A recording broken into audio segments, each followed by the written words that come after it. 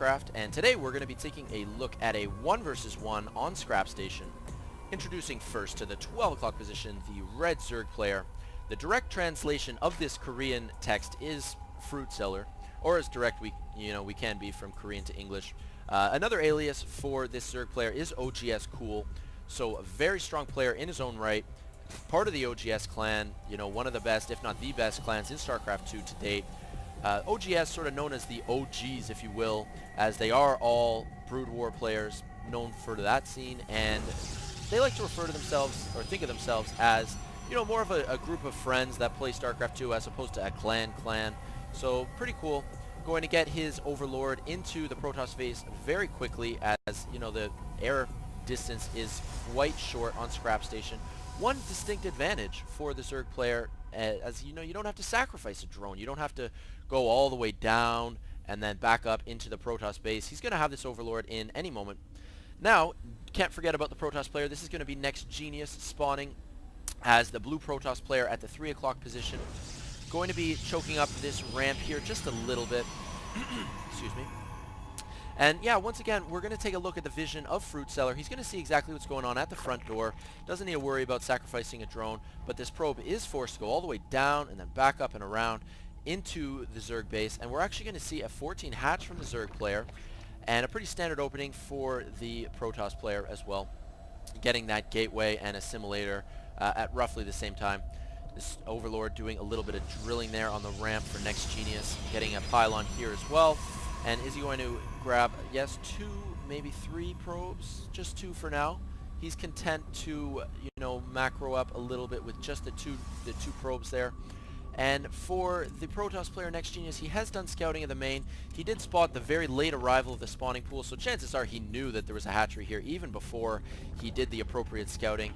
This probe moving back into position. Going to do maybe a little harassing of the mineral line.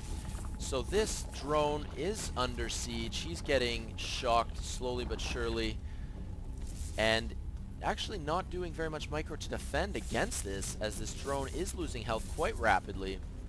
And is it actually going to go down with 6 or 7 hit points, barely able to escape? So a little bit of mismanagement of his workers. FruitDealer, could have pulled one more drone off the line and just to quickly deal with this probe, but instead he's forced to just play tag and run around the natural expansion with these 2 workers. And do take note, the APM and micromanagement that is required to do this with NEXGenius's probe did delay his cybernetics core significantly, as there was about 400 minerals in the bank before the Psi core did go up. So now getting the cybernetics core and this gateway arriving any moment as well, chrono boosting a stalker out.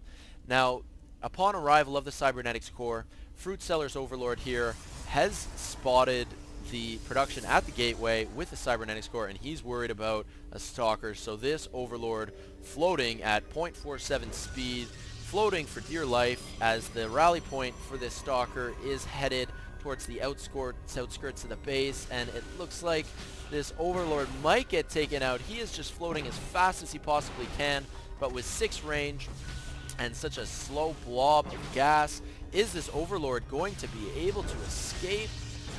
One more hit, and oh, gross, he does go down. All of his little parts fall into space. No good there, but you know what? Not the end of the world for FruitDealer. Still trying to, macro up a little bit. Taking a look at the production of the production tab, we do have, 2 more drones on the way, trying to get his economy going just a little bit, and a metabolic boost as well. Almost complete. Very important upgrade, especially on Scrap Station, because like I've mentioned before, very long rush distance by foot, so that just makes the Zergling speed that much more significant. Now this Zergling was allowed to just waltz right in. There was nothing, no Zealot here, no units to defend in the base at all, so that was a little bit of mismanagement by NEXGenius, as this Zergling has effectively scouted everything that's going on in the Protoss base. And I'd almost call this an overreaction as well, as there is no real reason to bring your whole Protoss army back into the base to deal with one Speedling. Hell, the workers on the line could have dealt with that Speedling, no problem really, it's just one Zergling. Nonetheless, we do have sort of a wall-in going up at the top of the ramp, bottom of the ramp rather. And take note, on the production tab, FruitDealer has completely stopped production of drones. He's only producing Zerglings at this point. 28 Zerglings on the way, going to be able to reinforce very quickly. And although I do like the wall-in at the front door, I do have to fault NEXGenius for not having anything to keep an eye on this back door.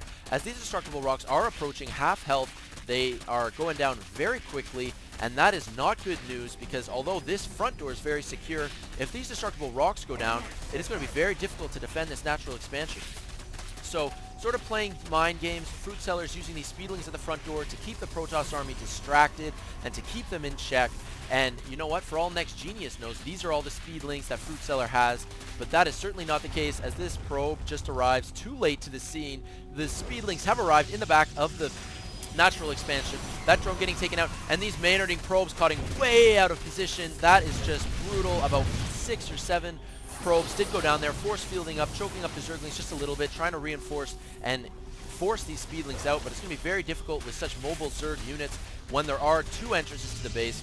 Now, decent reaction by NEXGenius, putting up another pylon there, going to make it a little bit harder to deal with at the front door for the Zerg player, but still really brutal to have these destructible rocks go down and to just have such a Zerg infestation and presence behind your natural expansion at the front door, sort of waltzing in and out. And we do have 8 Banelings on the way as well, so these Banelings are going to bust down the front door any second, walling off with some force fields, going to take out quite a few speedlings there, so that was pretty good placement of those force fields, although maybe not these 2 because now the Protoss army can't head up to take out these speedlings.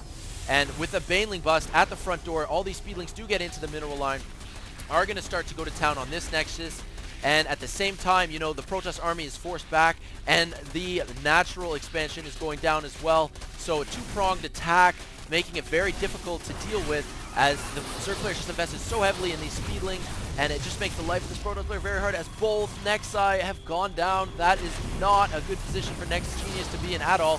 Force fielding up, going to catch some of these speedlings out of position, but very heavy with the sentries and not enough zealots or stalkers to deal with these speedlings, and this is certainly not looking good for NEXGenius at this point. And NEXGenius is forced to call GG.